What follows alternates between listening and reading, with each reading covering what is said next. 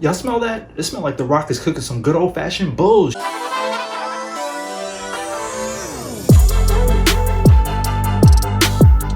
Before we kick off this review, my name is Chris and thank you so much for watching. I appreciate it if you hit that like button, and if you're new to the channel, hit that subscribe button. This way you'll stay up to date with more fun reviews uploaded weekly. So Black Adam is the latest superhero movie from the DC Cinematic Universe. And this movie is not streaming, it's currently only in theaters, so I'm here to let you guys know if this is worth a watch. It's spoiler free as all my reviews, so let's just get into it, let's go. Black Adam is played by Dwayne Johnson, otherwise known as The Rock, and his character is something like an anti-hero who fights for the good but doesn't mind killing off the bad. He's been resting, or I should probably say he's been imprisoned for nearly 5,000 years because although he was gifted powers from the Egyptian gods, they ended up regretting that decision since he was using those powers in an aggressive and ruthless manner. So now he's freed from his tomb by an unlikely person, but now that he's alive again and back in the modern world, his habits have not changed. He vows to always fight for justice, but in his own unique way. Some people don't agree with his methods, as did the previous gods who gave him those powers. These people of the modern age are a group of superheroes known as the Justice Society. These group of characters consist of Hawkman, played by Aldous Hodge, Dr. Fate, played by Pierce Bronson, Atom Smasher, played by Noah Centineo, and Cyclone, played by Quintessa Swindell. Now the whole movie is pretty much them going back and forth fighting with The Rock about how he should not even be living in this new modern world, and he shouldn't even be killing off people even if they're bad. Sorry y'all, just a disclaimer, I still call Dwayne The Rock. That's just what it is. That's how it is going forward. But I think that's what I enjoyed most about this movie was the action.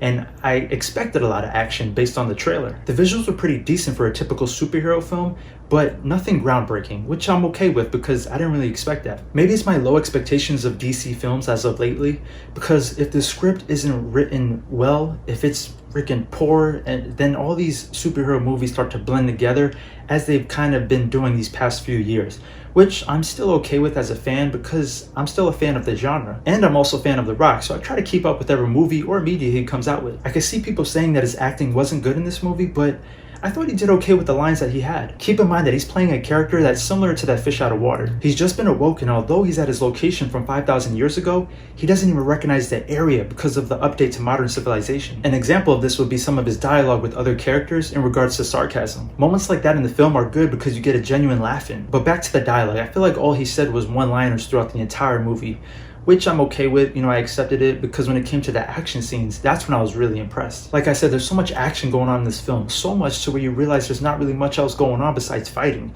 I mean, usually with action movies, good action movies, let me rephrase that, they usually have some type of side plot going on, whether if it's like a romance buildup or even other characters that are growing. But in here, we just kind of see The Rock and the Justice League fighting back and forth. I was a big fan of the cast and characters for the Justice Society and wish they had more screen time. For me, they just came off with so much charisma, as in they could have their own spin-off movies such as Guardians of the Galaxy from Marvel. I thought each actor did very well in their performance with the time they were given. There were also a few other characters in the DC universe that make an appearance in this movie. If you ever watch the show Peacemaker on HBO Max, then you might recognize a few. Plus there is a huge mid-credit scene you do not want to miss at the end of the movie. Just don't stay to the very end of the credits because they don't show anything. I see a lot of people online bashing this movie, but for me, I would say the only three things that bother me was first, this little kid actor. He was starting to get so annoying.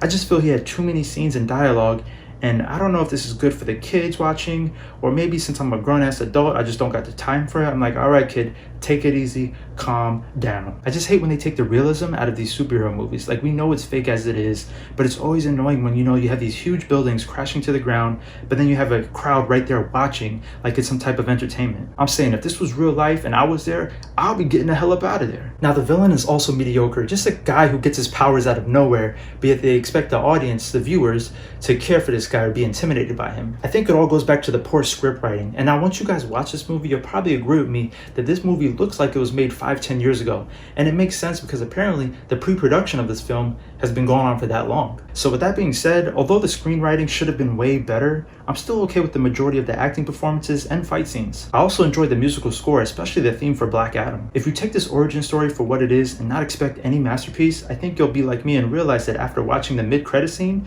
that this movie franchise will only improve. If you enjoyed this video, make sure you hit that like button, and if you want to see more, just subscribe. If you want notifications for new uploads, hit that bell icon. Also, if you could share this video with your family and friends, I would greatly appreciate it. So not sure if you guys want to go out and see this in theaters, maybe you want to hold off and wait till it's on a streaming platform, But for now, thank you so much for watching this review. I hope I was able to help, and I will see you all on the next one. Peace.